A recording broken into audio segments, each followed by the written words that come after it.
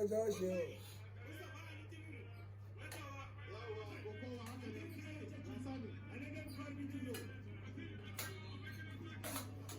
Mustapha Alitinin na tawa ya kada Shafiru na diba da zafi.